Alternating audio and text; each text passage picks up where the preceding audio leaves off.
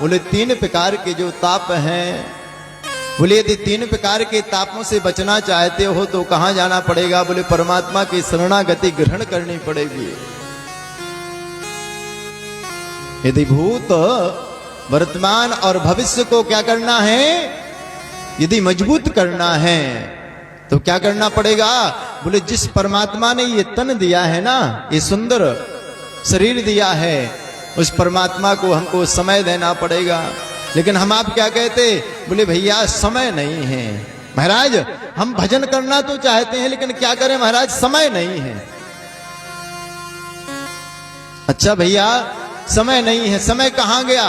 परमात्मा ना चाहे और ये जो घड़ी चल रही है ना, घड़ी चल रही जो, और इस घड़ी का सेल समाप्त हो जाए, परमात्मा ना चाहे। 500 वर्ष नहीं, 1000 नहीं, 10,000 वर्ष आप लोग जिए, लेकिन परमात्मा ना चाहे हम आपकी जो घड़ी चल रही ना, घड़ी जो चल रही है, इस घड़ी का सेल समाप्त हो जाए, फिर हम आप क्या करेंगे भैया? समय कहां जाएगा वो?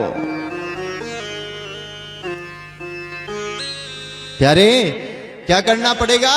बोले जो 24 घंटे में से हम कहते अधिक समय नहीं है आपके पास, परमात्मा के लिए जितना समय हो, 1 घड़ी हो, आधी घड़ी हो, आधे में से आधी हो। रामतीर्थ मानस भागवत जी में लिखा, क्या करें? चिंता मणि लोक सुखम। सूची महाराज से आपको ये ज्ञात है। और प्यारे यदि गुरुदेव भगवान की कृपा हो जाए ना, तो संसार में कोई वस्तु दुर्लभ नहीं है। जो आप पाना चाहोगे ना, वो प्राप्त हो जाएगी। चिंता मणि लोक सुखम सुरतो स्वर्ग सम प्रदान वीक्षते गुरोपीतो वैकुंठम योगी दुर्लभम।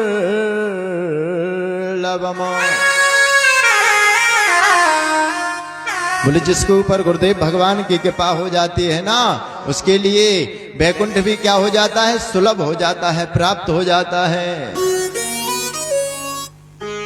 महाराज श्री सूर्य महाराज कहते, बोले काल प्याल मुख ग्रासा त्रास निर्णात हेतवे श्रीमद्भागवतम शास्त्रम कलौ कीरेण भासिता। बोले इस कलकाल कलयुग से यदि बचना है तो क्या करना पड़ेगा? बोले भागवत की शरणागति ग्रहण करनी पड़ेगी, भगवान की शरणागति ग्रहण करनी पड़ेगी। जो भगवान की शरण में चला जाएगा उसके ऊपर क्या हो जाएगा?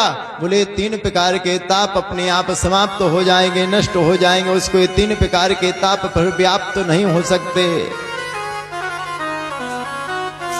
विचार करना, यदि टेंशन हो ना, अधिक चिंता सता रही हो, और भगवान के मंदिर में जाकर के नेत्र बंद करके भोले बाबा के सन्मुख जाकर के, हनुमान जी महाराज के सन्मुख जाकर के भगवान का नाम चिंतन करने लगना, जो चिंताएं होंगी ना अपने आप शांत हो जाएंगी, अपने आप चिंता क्या हो जाएगी? समाप्त हो जाएगी। अब आपको कुछ मिला नहीं, लेकिन परमात्मा के सामने जाने से या परमात्मा का नाम चिंतन करने से क्या हो जाता है? जो मन की चिंता है ना, वो समाप्त हो जाती है, समन हो जाती है, कम हो जाती है, नष्ट हो जाती है। प्यारे महाराज श्री सूर्य महाराज कहते, सोनक आदि ऋषियों, यह कथा सत्संग एक बार महाराज मृत्यु लोक में प्रारंभ हुआ। क्यों हुआ? राजा परीक्षित को जब श्राप लगाना, अब जैसी कथा प्रारंभ हुई, देवता लोग अमृत का कलश लेकर के आए। देवता लोग अमृत का कलश लेकर के आए और कहने लगे, महाराज आप ये अमृत राजा परीक्षित को पिला दीजिए और वो अमर हो जाएंगे, और आप ये कथा में तो हमको पान करा दीजिए। अब महाराज जैसे आए श्री सुखदेव जी महाराज ने क्या किया, उन देवताओं को भगा दिया। बोले भैया कहां आपका कांच का टुकड़ा और कहां हमारी अनमोल मणि। समन्वय बराबरी की वस्तु में होता है। आपसे कोई कहे भैया ये आप हमको मणि दे दीजिए और बदले में हमारे एक कांच ले लीजिए, क्या आप देंगे? नहीं देंगे। सुखदेव जी महाराज ने भगा दिया, भैया हम आपको ये कथा नहीं सुनाएंगे। देवताओं को कथा सुनाई नहीं। अब देवता लोग कहां गए? ब्रह्मा जी के पास गए और ब्रह्मा जी से कहा महाराज हम गए थे और हमको कथा नहीं सुनाई। ब्रह्मा जी ने कहा कि पहले देखो कि राजा परीक्षित को कथा सुनने से क्या प्राप्त होता है। राज्यमोक्षम तथा वीक्षम पुराधातात्म विस्मृतः सत्यलोके तुलां बद्ध्वा तोलयद साधनाञ्जयः। कहते महाराज ब्रह्मा जी ने ब्रह्मलोक में तराजू में क्या किया, एक पल्ले पर भागवत जी को रख दिया और एक पल्ले के तरफ वेद वेदांतों को रखते गए, अनेकों शास्त्रों को रखते गए, लेकिन जो भागवत जी वाला पल्ला था वो भारी रहा। और ब्रह्मा जी ने कहा कि भैया भागवत ये कोई ग्रंथ नहीं है, ये क्या है? बोले साक्षात परमात्मा का स्वरूप है। तेने मयि वांगमयी मूर्ति प्रत्यक्ष हरि एव ही। ये क्या है? बोले साक्षात परमात्मा का स्वरूप है। राजा परीक्षित का कहते उद्धार हो गया। शिशुद जी महाराज कहते एक समय की बात है, एकदा हि विशालाया चत्वारा ऋषयो मलः सत्संगार्था समायातः तदसुस्य नारदः। एक समय की बात हो, नारद जी महाराज है, बोले दुखी है महाराज। और जैसे ही देखा और विचार करने लगे, विचार करते करते नारद जी महाराज का मिलन किससे हुआ? जो 4 कुमार हैं, सनक सनंदन और सनत कुमारों से जैसे ही मिलन हुआ, जैसे ही मिलन हुआ और महाराज नारद जी को देख करके 4 कुमारों ने कहा नारद जी तुम्हारा मुखारविंद तो ऐसे दिख रहा है जैसे किसी कृपण का धन छीन लिया गया हो। किसी कंजूस का कोई धन ले लेना तो उसका चेहरा कैसे हो जाता है, इसी प्रकार आपका ये मलिन चेहरा दिखाई दे रहा है। नारद जी आपका क्या चला गया? संतों का धन क्या है? बोले परमात्मा का नाम है। महाराज जैसे ही कहा, बोले भैया और हम इष्ट मृत्यु लोक में गए कि भजन करेंगे, लेकिन यहां पर जब हमने देखा तो क्या देखा? बोले सब प्राणी मात्र क्या हैं? बोले दुखित हैं।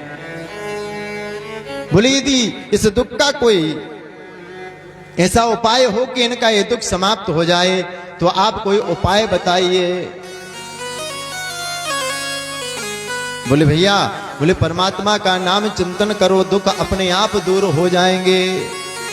तो हम लोग भी 2 बार भगवान का नाम स्मरण करेंगे। ओ सेवा भजन सत्संग से,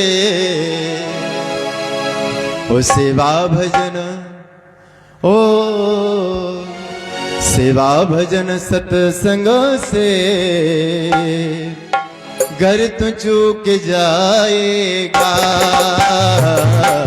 सेवा भजन सत्संग से घर तू चूक जाएगा। सेवा भजन सत्संग से घर तू चूक जाएगा। सेवा भजन सत्संग की घर तू चूक जाएगा। सच सच कहते हैं फिर तो पछताएगा। सच सच कहते हैं फिर तो पछताएगा। सेवा भजन सत्संग से घर तो चूक जाएगा। सच सच। अच्छा ही बताइए, समझ में आता कि नहीं आता आप लोगों को?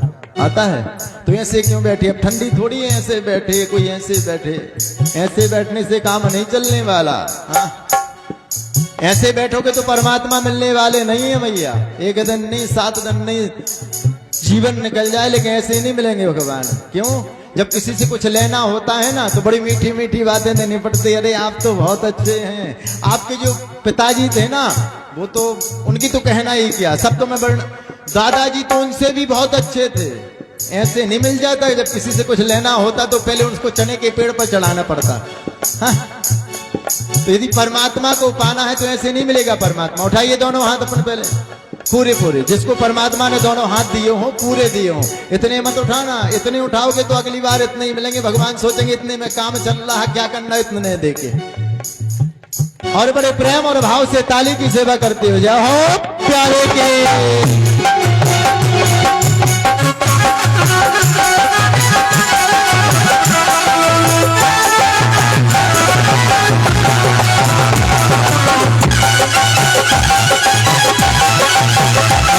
हरिलाल की रहो।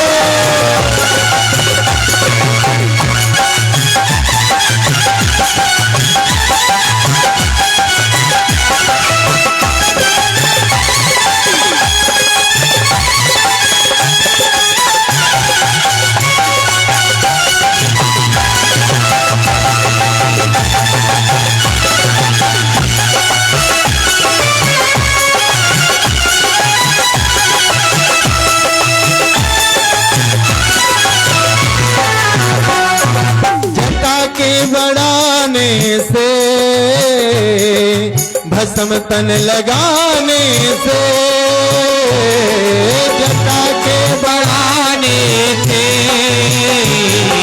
भस्म तन लगाने से, जटा के बढ़ाने से भस्म तन लगाने से, जटा के बढ़ाने से भस्म तन लगाने से, सदा सदा फल खाने से मुक्ति नहीं पाएगा। सेवा भजन सत्संग से गलत को प्यारे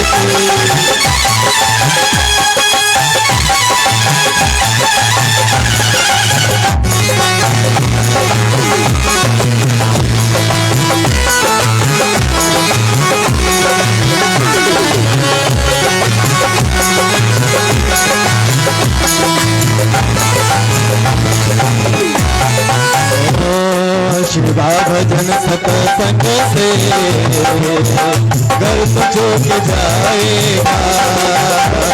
शिवा भजन सत्संग से घर तो चूक जाएगा। शिवा भजन सत्संग से घर तो चूक जाएगा। घर तो चूक जाएगा। घर तो चूक जाएगा। वृंदावन बिहारी लाल की जय हो। वृंदावन बिहारी लाल की जय हो। नींद आने लगी क्या? ऐसे मत बोलो, ऐसे काम नहीं चलने वाला।